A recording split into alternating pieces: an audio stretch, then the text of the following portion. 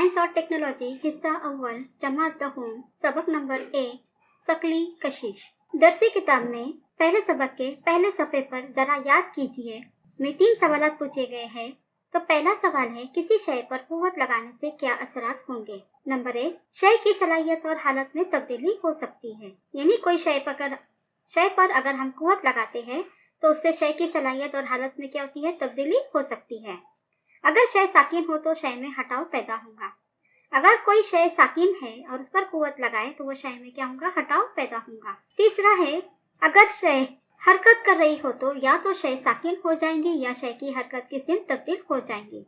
यानी कोई शय अगर हरकत कर रही है और उस पर हमने कुव्वत लगाए तो उसका असर क्या होगा, वो शय या तो साकिन हो जाएंगी या शय क्या होंगी, हरकत की अपनी सिमत तब्दील करेंगी।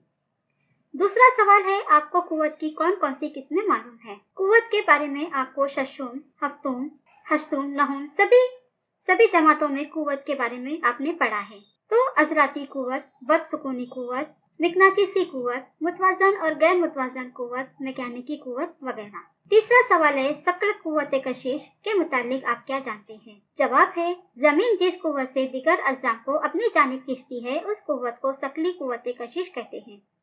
आपने देखा होगा, जब भी कोई चीज अगर हम ऊपर फेंकते हैं तो वो कहाँ आती है, जमीन की तरफ वापस पलट जाती है। यानी जमीन की कुव्वत कैसी होती है, दूसरे दिगर अज़ाम को अपनी जानिब को खींचती है।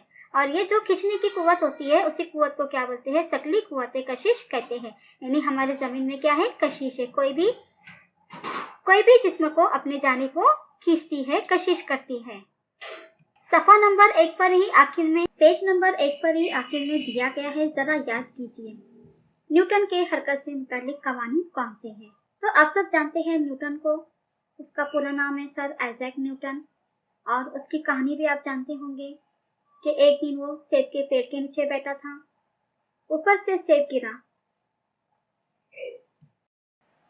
उस पर से उसने दरियाफ्त किया कि पेड़ से सेब नीचे ही क्यों गिरा, यानी कि जमीन में कशिश सकल है।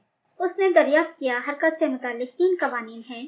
तो न्यूटन का पहला कानून है, अगर किसी जिस्म पर कोई बैरूनी गैर मुतवाजन कुव्वत अमल न करे तो वह जिस्म जो साकिन हालत या खते मुस्तकीम में यकसा रफ्तार से हरकत कर रहा है इसी हालत में रहेगा। यह है न्यूटन का पहला कानून। यानी कि कोई जिस्म जो साकिन है या फिर खते मुस्तकीम में यकसा रफ्तार से हरकत कर रहा है तो वो उसी हालत में रहेंगी जब तक कि हम उस जिस्म पर बैरूनी गैर मुतवाजन कुव्वत न लगाए तो वो उसी हालत में रहेंगी। न्यूटन का दूसरा कानून, किसी जिस्म की मियार हरकत की तब्दीली की शरह अमल करने वाली कुव्वत के रास्त तनासुब में होती है और मियार हरकत की तब्दीली कुव्वत के सिमत में होती है। यानी अगर किसी जिस्म की मियार हरकत की तब्दीली की शरह यानी उसकी इस पे अमल करने वाली कुव्वत के रास्त तनासुब में होती है। रास्त तनासुब यानी मतलब अगर कुव्वत बढ़ रही है तो मियार हरकत भी उसकी बढ़ेंगी। और वो किस सिमत में होंगी, कुव्वत के सिमत में। यानी मियार हरकत की जो तब्दीली है वो कुव्वत की सिमत में होंगी। अगर कुव्वत बढ़ेंगी तो मियारी हरकत भी बढ़ेंगी, अगर कुव्वत कम होंगी तो मियारी हरकत भी कम होंगी। न्यूटन का तीसरा कानून है हरकत। ये सबसे फेमस और कॉमन कानून है। तो इसमें हर एक कुव्वत अमल के लिए मसावी असर का उसी वक्त होने वाला रद्द अमल होता है और ये अमल और रद्द अमल इनकी सिमत एक दूसरे के मुखालिफ होती है। मिसाल के तौर पर जब आप कोई गेंद को दीवार की तरफ फेंकते हैं तो वो टकरा कर वापस उसी सिमत में आपकी तरफ आती है। तो आपने जो बॉल फेंकी वो क्या हो गया है, अमल हो गया, और जो टकरा कर वापस आई है वो हो गया रद्द अमल। और ये दोनों क्या है, एक दूसरे के मुखालिफ है। पेज नंबर 4 पर एकदम आखिर में सवाल दिया है, आइए दिमाग पर जोर दें। तो यहाँ पर शक्ल है और शक्ल में ESF और ASB मसावी हो तो EF के मुतालिक क्या कहा जा सकता है, ये सवाल पूछा गया है। तो जवाब में आपको लिखना है ESF और ASB मसावी रकबे के इलाके हैं और इन रकबों को तय करने के लिए जो दरकार वक्त होता है वो भी क्या है, यकसा है। लेकिन दूसरा पॉइंट, शक्ल का मुशाहिदा कीजिए कि ASB में AB का फासला और ESF में E से F का फासला यकसा नहीं है। AB का फासला ज्यादा है और EF का फासला कम है। तो तीसरा पॉइंट है, A से B का फासला E से F के फासले की बनिस्बत ज्यादा है। यानी ए बी का फासला ज्यादा है और ई से एफ का फासला कम है। चौथा पॉइंट है, ए से बी की जानिब सफर करता है तो इसकी रफ्तार बहुत ज्यादा होती है। यानी कोई ए से बी की जानिब सफर करता है तो इसकी रफ्तार क्या होंगी, बहुत ज्यादा होंगी। लेकिन इसके बरक्स जब सैयारा ई से एफ की जानिब सफर करता है तो इसकी रफ्तार कम होती है, क्योंकि ए बी का फासला क्या है, ज्यादा है, और ई एफ का फासला क्या है, कम है। तो इसलिए ए बी की जानिब सफर करने के लिए सैयारे को रफ्तार बहुत ज्यादा होती है, लेकिन ई एफ से सफर करते वक्त उसकी रफ्तार कम होती है। पांचवा पॉइंट है, सूरज से करीब तर मुकामात या नुकात जहां सैयारे की रफ्तार बहुत ज्यादा होती है उसे हजीज शम्स कहते हैं, जैसे नुकात ए और बी। और छठा पॉइंट है, सूरज से बहुत ज्यादा फासले पर वाक़े मुकामात या नुकात जहां सैयारे की रफ्तार बहुत कम होती वो ऊर्ज शम्सी कहलाते हैं, जैसे नुकात ई और एफ। अब शक्ल का मुशाहिदा करके देखिए, नुकात ए बी सूरज के मुकाम से करीब है और नुकात ई एफ सूरज के मुकाम से काफी दूर है। तो जिसका सूरज से करीब मुकामात या नुकात या सैयारे की रफ्तार बहुत ज्यादा होती है वो क्या है, हजीज शम्सी कहलाते हैं। और जो सूरज से बहुत ज्यादा फासले पर वाक़े मुकामात या नुकात होते हैं या सैयारे की रफ्तार बहुत कम होती है वो ऊर्ज शम्सी कहलाते हैं। सफा नंबर 4 पर ही नीचे चौकोन खाने में सवाल दिया है, आइए दिमाग पर जोर दें। साबित कीजिए कि एसआई निज़ाम में ग्राम की इकाई न्यूटन मीटर की दूसरी कुव्वत फी किलोग्राम की दूसरी कुव्वत है। यहाँ पर साबित करना है कि एसआई निज़ाम में जी की इकाई न्यूटन मीटर मुरब्बा फी किलोग्राम मुरब्बा है। तो इसको हम रियाजियाती सूरत में लिखेंगे, तो F बराबर जी m1 ज़रब m2 बटा डी। तबई मिकदारों की एसआई निज़ाम में इकाइयाँ रखने पर F की इकाई क्या है, न्यूटन, और जी की हमको मालूम करनी है, और m1 m2 दोनों की क्या है, किलोग्राम है। तो m1 की किलोग्राम ज़रब m2 की किलोग्राम ज़रब किलोग्राम, और बटा d क्या है, मीटर मुरब्बा। तो d क्या है हमारा फासला, तो यहाँ पर क्या आएगा, m की दूसरी कुव्वत। अब हम g को जगह पे ही रखेंगे, सिर्फ किलोग्राम ज़रब किलोग्राम क्या हो जाएगा, किलोग्राम मुरब्बा, और बटे m की दूसरी कुव्वत, इसको हम इक्वल के इधर लेंगे तो ये क्या हो जाएगा, उल्टा हो जाएगा। तो इक्वल के उधर ले जाने पर m की दूसरी कुव्वत बटा किलोग्राम की दूसरी कुव्वत आएगा। तो यहाँ पर क्या हो गया, m की दूसरी कुव्वत या मुरब्बा बटे किलोग्राम का मुरब्बा बराबर जी। यहाँ पर हमने साबित कर दिए कि एसआई निज़ाम में जी की इकाई न्यूटन मीटर मुरब्बा फी किलोग्राम मुरब्बा है। पेज नंबर 5 के आखिर में सवाल दिया है, आइए दिमाग पर जोर दें। तो टेबल पर दो अशिया के दरमियान और आपके बाजू में बैठे आपके दोस्त के दरमियान क्या शकली कुव्वत कशिश मौजूद है? अगर है तो दोनों एक दूसरे के करीब क्यों नहीं आते? तो जवाब है जी हाँ, टेबल पर रखी दवाइयाँ के दरमियान आपके बाजू बैठे आपके दोस्त के दरमियान शकली कुव्वत कशिश मौजूद है। क्यों मौजूद है? कि न्यूटन के कशिश शकल के कायनाती कानून के मुताबिक, यानी न्यूटन ने जो कशिश शकल जो दरियाफ्त किया था उसमें जो कानून बना है उसके मुताबिक क्या है, ये टेबल पे रखी दवाइयाँ और आपके बाजू बैठे आपके दोस्त के दरमियान शकली कुव्वत कशिश मौजूद है। तीसरा पॉइंट है, टेबल पर रखे दो अशिया या आपके बाजू में बैठे दोस्त के दरमियान कुव्वत कशिश शकल मौजूद है, लेकिन अशिया की कमियतें या आपके और आपके बाजू में बैठे दोस्त की कमियतें बहुत कम होने की वजह से ये अज्जाम क्या है, साकिन हालत में रहते हैं, क्योंकि इनमें क्या होता है, इसरा पैदा नहीं होता, इसलिए वो एक दूसरे के करीब नहीं आते। चौथा पॉइंट है, इलावा अजीज शकली कुव्वत कशिश कुदरत में पाए जाने वाली तमाम कुव्वतों के मुकाबले कम होती है। यानी आप और आपके बाजू में बैठे दोस्त और अशिया, इन सब के बीच में जो शकली कुव्वत कशिश कुदरत में पाए जाने वाली तमाम कुव्वतों के मुकाबले में क्या होती है, कम होती है। चलिए हम मश्क को हल करते हैं। तो पहला सवाल दिया है, दर्जे झील जुदोल के 3 सुतूनों में ताल्लुक को जहन में रखकर इसके मुताबिक दोबारा जुदोल बनाकर लिखिए। यहाँ पर जुदोल दिया है, जुदोल में 3 सुतून हैं। पहले सुतून में शकली कशिश की तबई मिकदारें दी गई है, और दूसरे सुतून में एसआई निज़ाम की इकाइयाँ दी है, और तीसरे सुतून में उसकी तबई मिकदारों की खासियतें दी है। जुदोल के तीनों सुतूनों में हमें ताल्लुक को जोड़ना है। तो पहला है कमियत, इसकी एसआई निज़ाम में इकाई क्या है, किलोग्राम। तीसरे सुतून में है जमूद की पैमाइश, यानी कमियत के जरिए देखा जाता है उस जिस्म में कितना जमूद है। अगर कमियत ज्यादा होंगी तो जमूद भी ज्यादा होगा, कमियत कम होगी तो जमूद भी कम होगा। दूसरा है वजन। एसआई निज़ाम में इसकी इकाई है कैपिटल एन और ये बुलंदी पर मुनसर होता है। जैसे जैसे आप सतह जमीन से ऊपर जाएंगे वैसे वैसे वजन कम होगा। तीसरा है शकली इसरा। इसकी एसआई निज़ाम में इकाई है मीटर फी सेकंड मुरब्बा। इसकी खासियत क्या है, ये मरकज के करीब क्या होता है, सिफर होता है। चौथा है शकली मुस्तकिल। इसकी एसआई निज़ाम में इकाई है एन मीटर की दूसरी कुव्वत फी किलोग्राम की दूसरी कुव्वत। ये सारी कायनात में मुस्तकिल होता है, यानी कांस्टेंट होता है, ये कभी तब्दील नहीं होता। सवाल नंबर 2 है, जेल के सवालों के जवाब लिखिए। अलिफ, वजन और कमियत के दरमियान क्या फर्क है? क्या किसी शय की कमियत और वजन जमीन और मरीख पर यकसा होंगे और क्यों? तो सबसे पहले हम फर्क देखेंगे कमियत और वजन में। तो कमियत का पहला हम उसकी तारीफ देखेंगे। किसी शय में मौजूद मादे की मिकदार को कमियत कहते हैं। और वजन की तारीफ, किसी जिस्म पर अमल करने वाली शकली कुव्वत को इस जिस्म का वजन कहते हैं। दूसरा पॉइंट कमियत का है, मुकाम की तब्दीली से कमियत तब्दील नहीं होती। वजन में मुकाम की तब्दीली से वजन तब्दील होता है। कमियत, तीसरा पॉइंट है, कमियत की एसआई इकाई किलोग्राम है जबकि वजन की न्यूटन है। चौथा पॉइंट है, कमियत गैर सिमती मिकदार है जबकि वजन सिमती मिकदार है। पांचवा पॉइंट है, शय की कमियत हर जगह मुस्तकिल रहती है, यानी ये तब्दील नहीं होती, लेकिन शय का वजन मुख्तलिफ मुकामात पर मुख्तलिफ होता है। इसी सवाल का दूसरा सवाल है, किसी शय की कमियत और वजन जमीन और मरीख पर यकसा होंगे?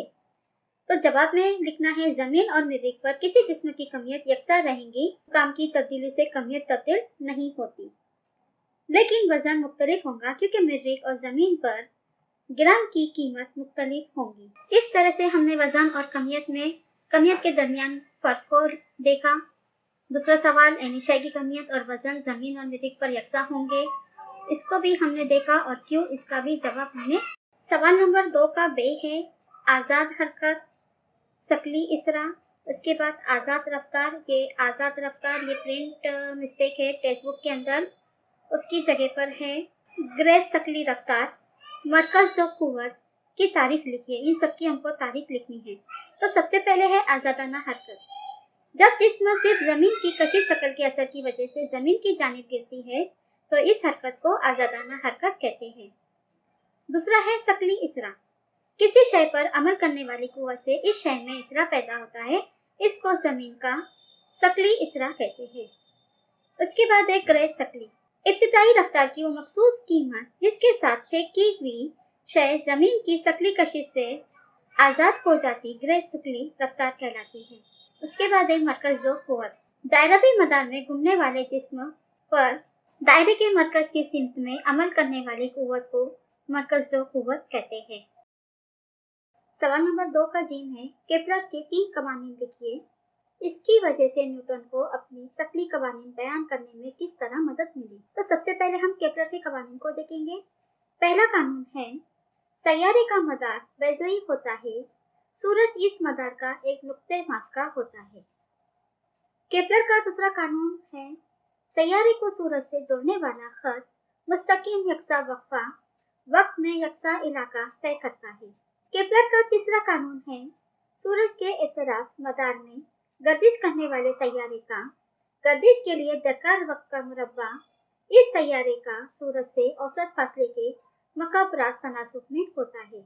यह है केपलर के 3 कवानीन। अब कौन से कवानीन की मदद न्यूटन ने ली? शकली कवानीन की बजाय आप माकुस कवानीन भी कह सकते हैं। तो शकली कवानीन को बयान करने के लिए केपलर ने तीसरे कानून की मदद ली, तो जेल के मुताबिक अपने कानून को उसने साबित किया। तो यहाँ पर आप शक्ल का मुशाहिदा कीजिए। तो शक्ल के अंदर फर्ज करें एम कमियत का एक सैयारा सूरज के एक तरफ दायरवी मदार में गर्दिश करता है, यानी एम कमियत का एक सैयारा क्या कर रहा है, सूरज के एक तरफ दायरवी मदार में गर्दिश कर रहा है। सैयारे को सूरज के एक तरफ एक चक्कर मुकम्मल करने के लिए दरकार वक्त टी है। जो उसे एक चक्कर मुकम्मल करना है तो उसके लिए जो दरकार वक्त लगता है वो कितना है, टी है। और आर यहाँ पर क्या है, मदार का निफ्स कुतर, और पी क्या है, सैयारे का मुकाम, और एस है सूरज का मुकाम। यहाँ सैयारे की चाल यकसा है। चाल का ज़ाब्ता है चाल बराबर फासला बटे वक्त। अब फासला क्या है, यहाँ पर दायरे का मुहित है, क्योंकि यहाँ पर सैयारा जो है वो दायरावी मदार में गर्दिश कर रहा है, तो इसलिए चाल बराबर दायरे का मुहित बटे सैयारे की गर्दिश का दरकार वक्त। अब चाल क्या है, v है, और दायरे का मुहित ये ज्योमेट्री का ज़ाब्ता है 2πr, तो दायरे का मुहित है 2πr और दरकार वक्त है t, तो v बराबर 2πr बटे t। अगर सैयारे की कमियत m हो तो सूरज के जरिए सैयारे पर अमल करने वाली मरकज़ कुव्वत, तो इसका ज़ाब्ता क्या होगा, F बराबर mv² बटे r। तो v का हमें क्या ज़ाब्ता मिला है, 2πr बटा t। तो यहाँ पर हम v की कीमत डालेंगे, m cos में 2πr बटे t की दूसरी कुव्वत है, कि v की क्या है, दूसरी कुव्वत है, बटे r। यहाँ पर हम cos को खोलेंगे तो 4π² mr² divide by t² r। तो यहाँ पर देखिए ऊपर भी r का मुरब्बा है और नीचे भी r है, तो एक एक r क्या हो जाएगा, कट हो जाएगा और बचेगा क्या, ऊपर का सिर्फ एक r बचेगा। तो हमें हासिल हुआ 4π² mr divide by t²। Kepler के तीसरे कानून के मुताबिक t का मुरब्बा बराबर है k r मकब के। तो यहाँ पर ऊपर का जो ज़ाब्ता है मरकज़ कुव्वत का F बराबर 4π² mr डिवाइड बाय t², तो t² यानी t की दूसरी कुव्वत है, वहाँ पर हम क्या रखेंगे, k r का मकब। तो यहाँ पर देखिए ऊपर r है और नीचे r का मकब है, तो एक r अगर कैंसिल किए तो नीचे क्या रह जाएगा, मुरब्बा। तो हमें अगली मसावत हासिल होगी 4π की दूसरी कुव्वत m बटा k r की दूसरी कुव्वत, तो f और 4π की दूसरी कुव्वत m बटा k r की दूसरी कुव्वत, ये क्या है, 1 बटा r की r मकब। तो यहाँ पर पाए और कमियत ये सब क्या है, मुस्तकिल है, तो इसलिए f बराबर होगा मुस्तकिल ज़रब 1 बटे r मुरब्बा। तो इसका मतलब क्या होता है, अगली मसावत हासिल होंगी हमें f बराबर मुस्तकिल ज़रब 1 बटा r मुरब्बा। तो मुस्तकिल क्या है हमारा k, अगर ये अलजेब्री मसावत है, अगर हमको k हटाना है तो हम क्या करेंगे, k को हटाकर f माकुस तनासुब 1 बटा r का मुरब्बा। इस तरह से न्यूटन ने अपनी शकली कवानीन बयान करने के लिए केपलर के तीसरे कानून से मदद ली।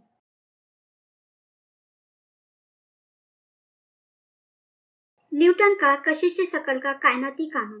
कायनात का हर जिस्म दूसरे हर जिस्म को मुकर्ररा व कुव्वत से कशिश करता रहता है।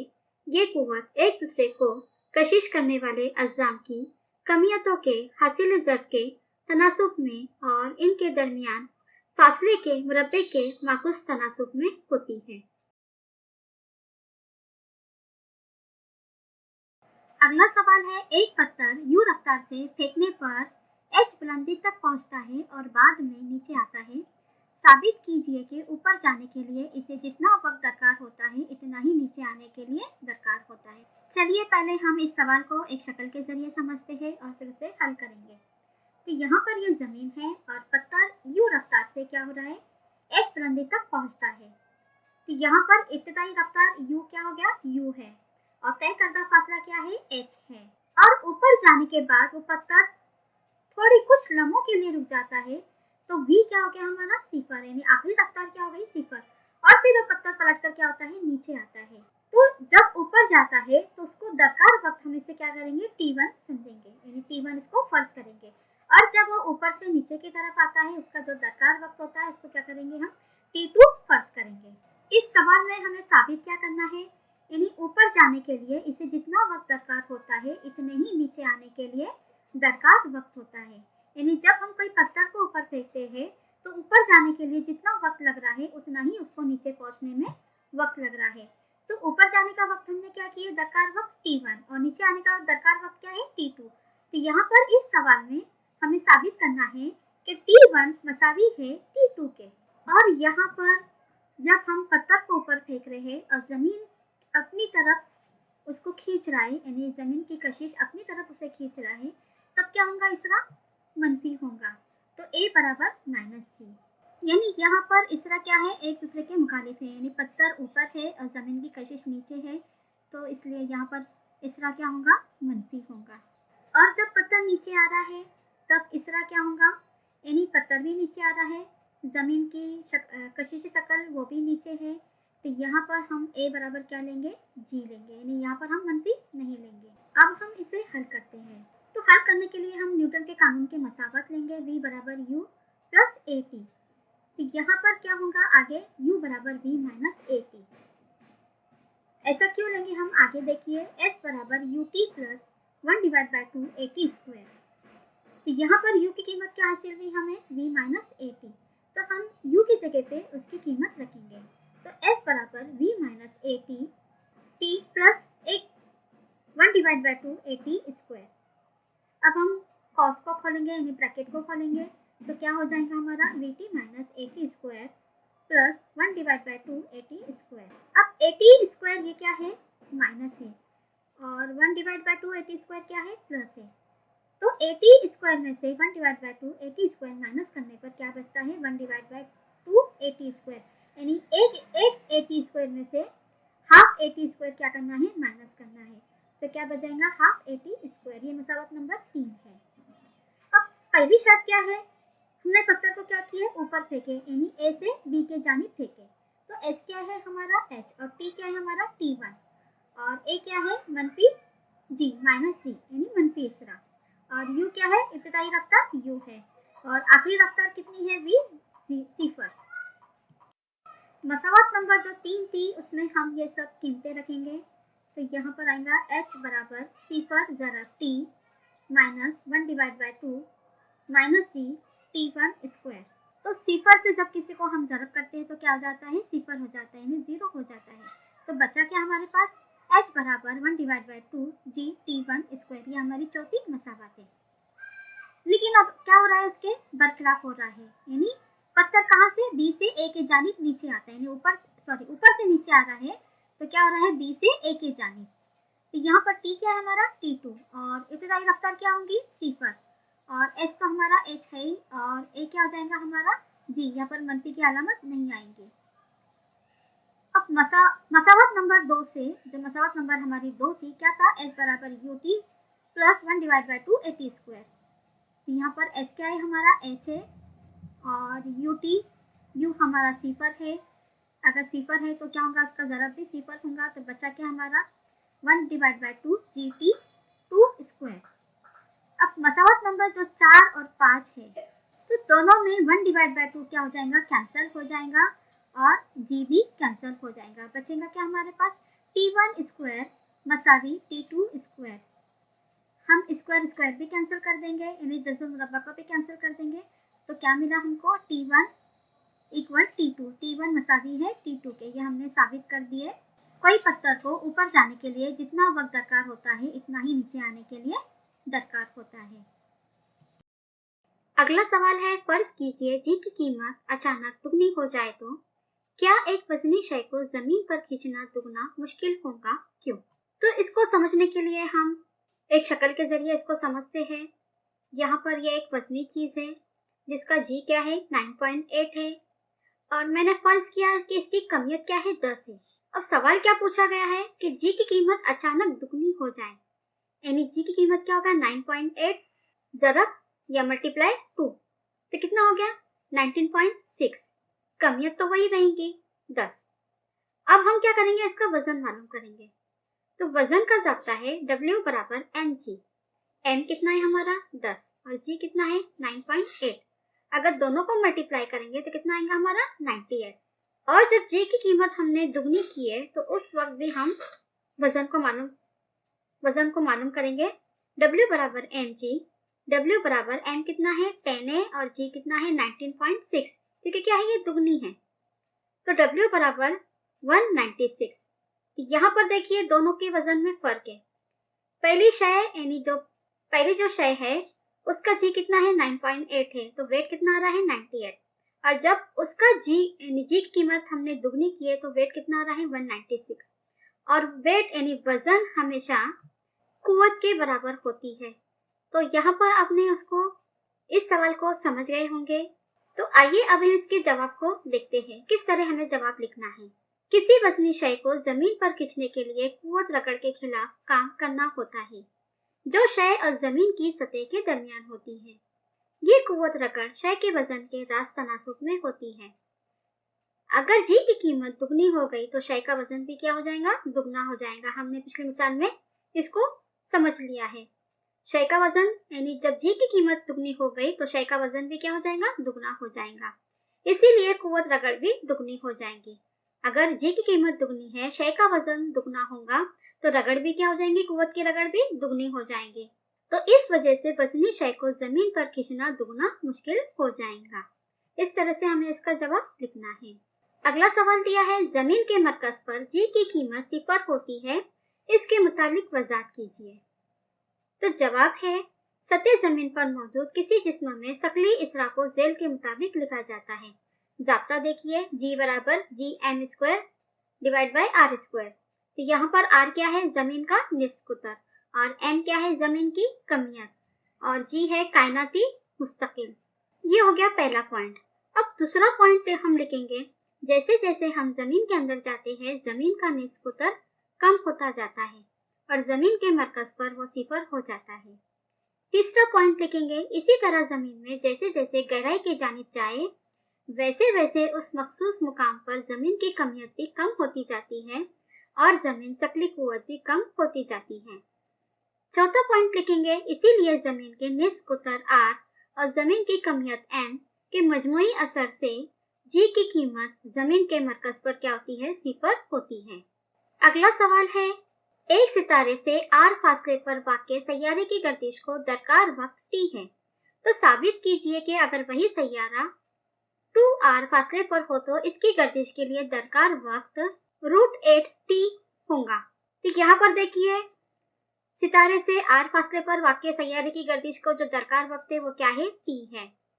यानी हमारा निस्फ कुतर क्या है, R है, और दरकार वक्त क्या है, T है। लेकिन अगर वही सैयारा 2R फासले पर हो तो, यानी उससे क्या है, डबल फासले पर हो तो इसकी गर्दिश के लिए दरकार वक्त क्या होगा, √8T होगा। जसरुल मुरब्बा 8T होगा। इसको हमें साबित करना है। तो R के लिए T और 2R के लिए √8T। चलिए इसे हम हल करते हैं। R क्या है, हमारा फासला, और T क्या है, दरकार वक्त। अब यहाँ पर हम केपलर के तीसरे कानून के मुताबिक देखते हैं।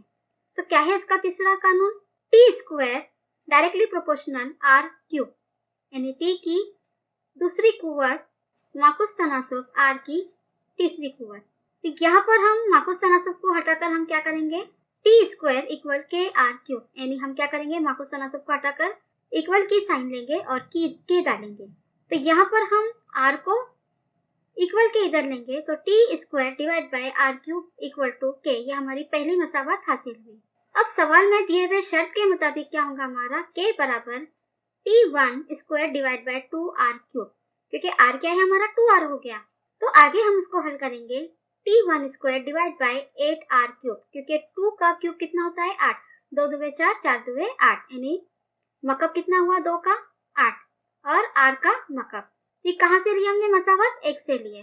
तो T1² divide by 8R³ equal to T² R³।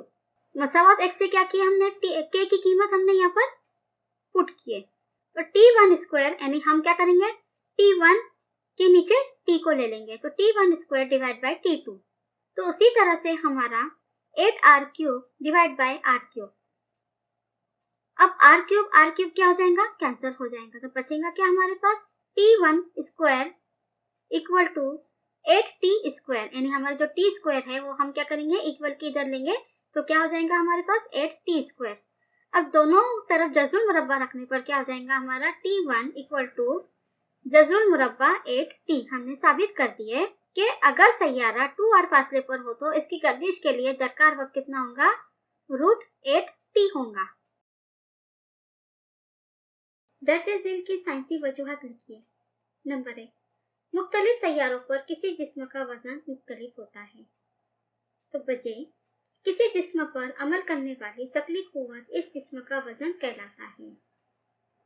मुख्तलिफ सैयारों पर जी की कीमत मुख्तलिफ होती है, इसलिए सैयारों पर किसी जिस्म का वजन मुख्तलिफ होता है।